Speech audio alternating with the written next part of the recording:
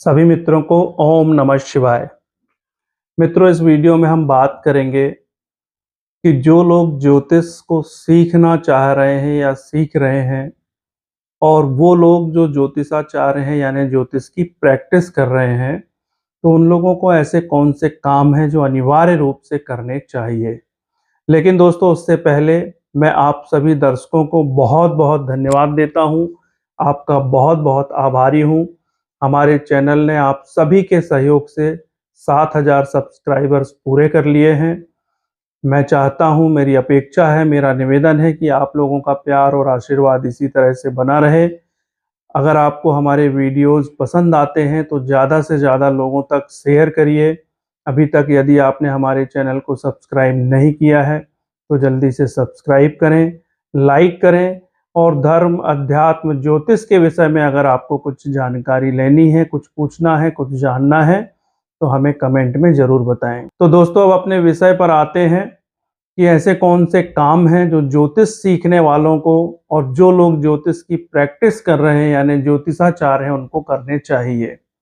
तो दोस्तों, सबसे पहले तो हमें ये समझना चाहिए कि ज्योतिषाचार्य का काम क्या है। ज्योतिषाचार्य का काम है कि जब उसके पास कोई व्यक्ति आता है, कोई जातक आता है तो अपनी समस्या लेकर आता है, उस समस्या का समाधान करना ही ज्योतिषाचार्य का काम है। अब दोस्तों, ज्योतिषाचार्य ऐसा करके क्या करता है, जो व्यक्ति समस्या से ग्रसित है, जो पीड़ित है, उसके और कुदरत के बीच में दीवार बनता है। कुदरत हर एक व्यक्ति को उसके कर्मों के अनुसार फल देती है, ये हम सभी जानते हैं। लेकिन उन फलों के बीच में आना, उन फलों को कम करना, उन समस्याओं को दूर करना जो कुदरत किसी व्यक्ति को देना चाह रही है, इसका मतलब है कि वह ज्योतिषाचार्य कुदरत और जातक के कर्मों के परिणाम के बीच में आ रहा है। तो कहीं ना कहीं ज्योतिषाचार्य को भी बैकफायर होता है, इसका दोष लगता है। तो दोस्तों, क्या करना चाहिए ज्योतिषाचार्य को, और जो लोग ज्योतिष सीखना चाहते हैं या सीख रहे हैं वो ज्योतिष को बहुत अच्छी तरह से कैसे सीख सकें, इसके लिए उन्हें क्या करना चाहिए।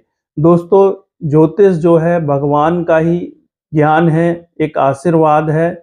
जिस व्यक्ति को भी ज्योतिष के को सीखने के प्रति रुचि आई हुई है, इंटरेस्ट आया हुआ है, इसका मतलब है कि भगवान ने उसको स्पेशली चुना है कि वो ज्योतिष को सीखे और अपना, अपने परिवार के सदस्यों के साथ साथ दूसरे लोगों की भी हेल्प कर सके। तो जो लोग ज्योतिष सीखना चाहते हैं उनको अपने मन को एकाग्र करना बहुत जरूरी है और इसके लिए उन्हें दो काम जरूर करने चाहिए।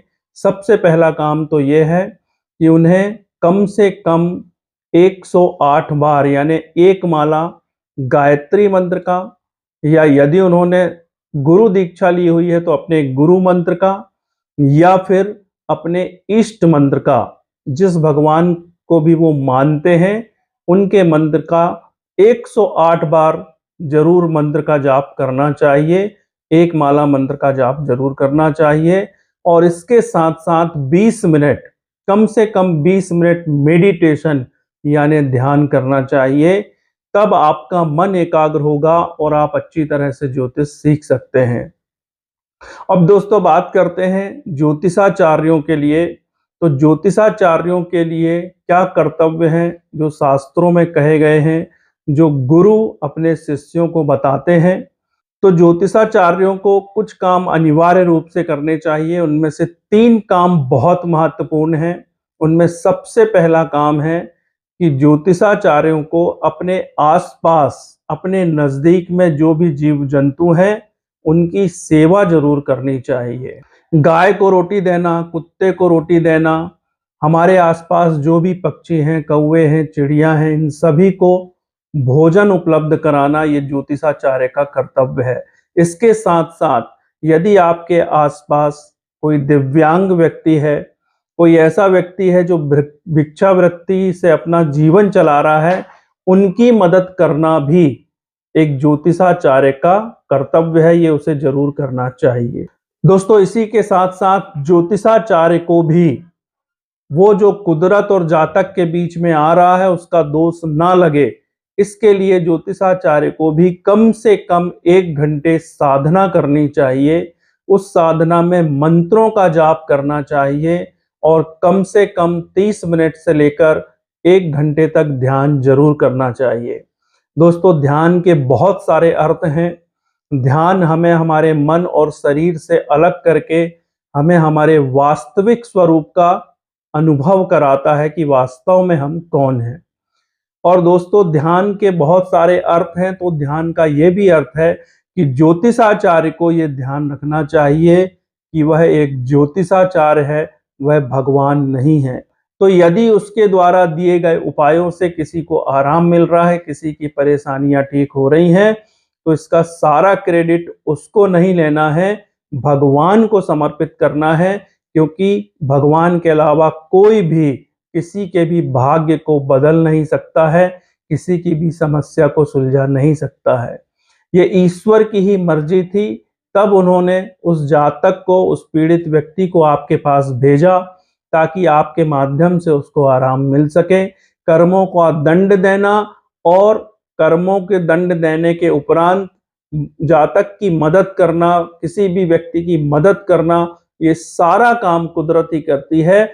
ज्योतिषाचार्य या कोई भी व्यक्ति केवल माध्यम बनता है। तो इस बात का ध्यान हमेशा रखना चाहिए। दूसरा ध्यान ये रखना चाहिए दोस्तों कि संसार से ज्योतिषाचार्य को भी एक ना एक दिन जाना पड़ेगा। तो अपने कर्मों को बहुत अच्छा रखे, ईमानदारी से ज्योतिष का काम करे, क्योंकि ज्योतिष का ज्ञान यदि मिला है तो भगवान की बहुत बड़ी अनुकंपा के कारण आपको मिला है। तो ईमानदारी से अपना काम करें, अपने जातक के साथ छल कपट ना करें, जितनी आवश्यकता है उतने ही उपाय दे, उपाय के नाम पर ठगी ना करें, छल ना करें। ये हर एक ज्योतिषाचार्य का कर्तव्य है। और दोस्तों, तीसरी बात जो है वो है ज्योतिषाचार्य को स्वर ज्ञान का अध्ययन जरूर करना चाहिए। स्वर ज्ञान का नॉलेज आपको जरूर होना चाहिए, क्योंकि दोस्तों भगवान शिव जी से ये ज्ञान आया है। भगवान शिव अपने एक ग्रंथ में माता पार्वती से क्या कह रहे हैं, ये मैं आपको पढ़ के सुनाता हूं। दोस्तों, भगवान शिव कह रहे हैं, स्वरहीनश्च देवज्ञो नाथहीनम यथा ग्रहम शास्त्रहीनम यथा वक्त्रम शिरोहीनम च यद वपुः। इसका अर्थ भी भगवान ने बताया, स्वर के ज्ञान से हीन ज्योतिषी और स्वामी से हीन घर, शास्त्र से हीन मुख और सिर से हीन देह शोभित नहीं होते हैं। तो दोस्तों, हर ज्योतिषाचार्य के लिए भगवान शिव का ये आदेश है कि उन्हें स्वर का ज्ञान जरूर होना चाहिए। स्वर ज्ञान पर हम आने वाले समय पर वीडियो बनाएंगे। स्वर ज्ञान हमारी सांसों से संबंधित है, जो हमारी बहुत सारी समस्याओं को सुलझा सकता है।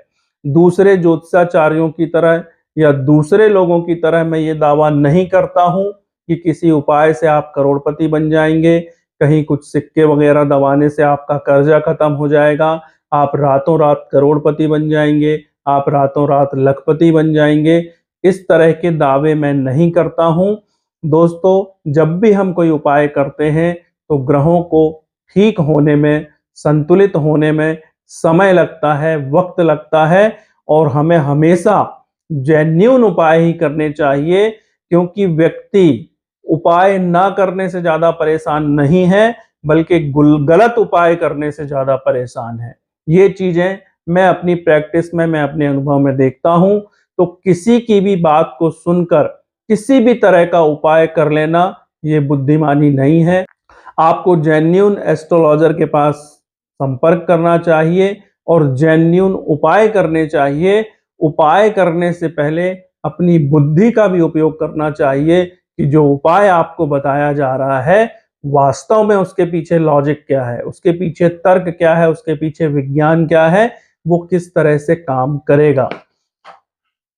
तो इस तरह से अपनी बुद्धि विवेक का उपयोग करके ही आपको उपाय करने चाहिए।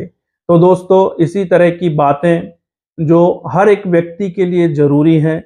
ज्योतिष आज बाजार बन चुका है, ज्योतिष एक व्यापार बन चुका है। तो ऐसे समय में ज्योतिष के प्रति लोगों को अवेयर करना कहीं ना कहीं सच्चे ज्योतिषाचार्य का कर्तव्य है।